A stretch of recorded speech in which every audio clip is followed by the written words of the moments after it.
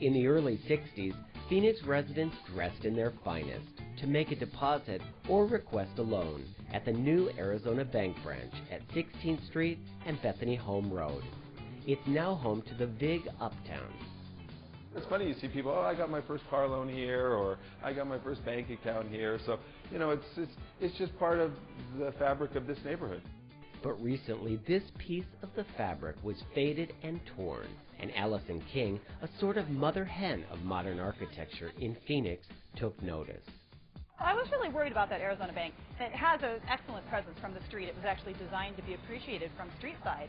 So I started to get really concerned. And when they put up that construction fence, I went up and I looked and saw who pulled the permit to do that, and was able to get in contact with Tucker at the Vig and understand their plans of what they had for that building. And I was really quite excited to see that it was going to be adapted and reused in a way that the public could come and appreciate it. Tucker Woodbury and his business partner Jim Riley have a history of turning old buildings into cool eateries. So this modern gem, designed by Phoenix legend Ralph Haver and honored in its day by the American Institute of Architecture, was in good hands. You look at it and you go, wouldn't this be a cool space? And then you feel this sense of responsibility to the kind of the history and the root and the soul and the heritage of the building itself.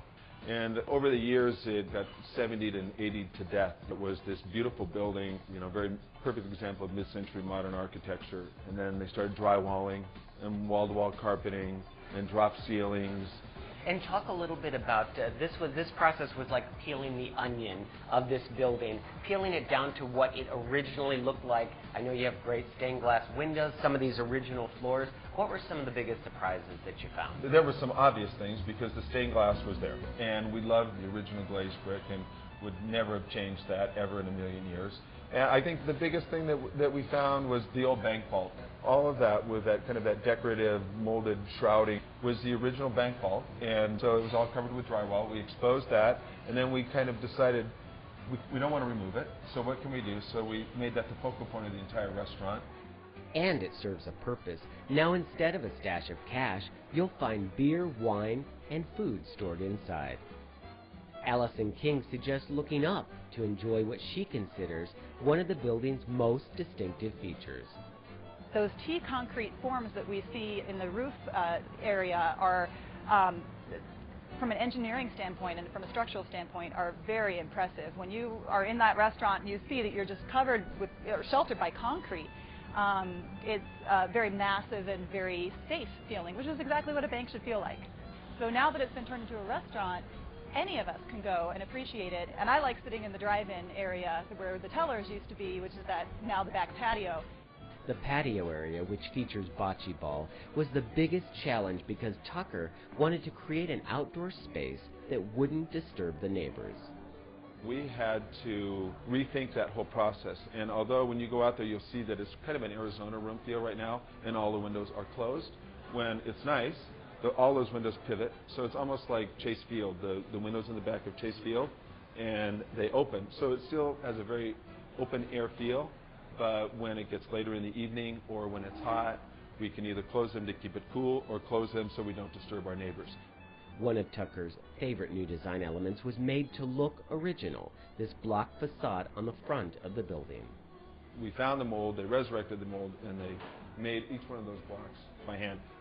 And recycled wood scraps from other restaurant remodels add warmth to the interior space. But as usual, we get to talking about the building and we forget about the food. It's the perfect mix of, you've got a lot of the old favorites that people are familiar with. Like I know if I bring my dad, he's not going to eat anything that he's not familiar with. Mm-hmm. So you have that with a twist. Right. And then also things for people that are adventurous. Mm-hmm. I think it's a great mix. So what was your favorite to create or that you're most proud of on the menu? I think the thing that I liked the most, and I think it was something that was kind of a little bit more out there than other things, but I made a tandoori chicken pizza.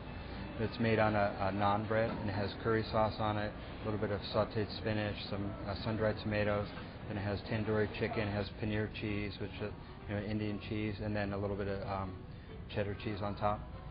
And then it has a pear and cardamom chutney on it. Chef Lenny, who built his reputation at the Ritz, Mary Elaine's, and the Phoenician, says customers love the hot chick. We're talking about the chicken sandwich, of course. And the new Persian chicken kebab is a favorite, along with the sizzling steak salad and his classic burgers with a twist. We can modify almost all of the dishes to be gluten-free or vegan. And Chef Lenny is a hands-on guy who makes sure the food coming out of the kitchen matches his culinary vision. I get right in there every day and I do the prep with all my cooks. And I have heard that if the chef isn't in the kitchen, you probably don't want to eat there, and so that's a great sign.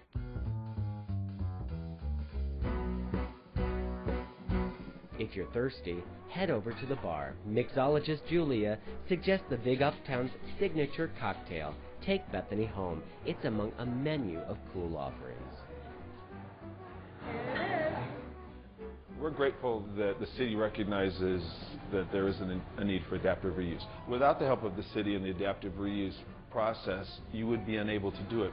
This is kind of all part of what we wanted to do here, which is to take an iconic building and bring it back to kind of its original, Haver's original vision for the building. They don't build buildings like this anymore. They just don't build buildings like this. And it's the ultimate in recycling, really. I mean, you're saving this entire building from the landfill because, like you said, it wasn't protected. Anyone could have come in and bulldozed it. And probably would have. The city's award-winning adaptive reuse program was created to make it easier to turn old buildings into new businesses. For more information, call 602-534-7344.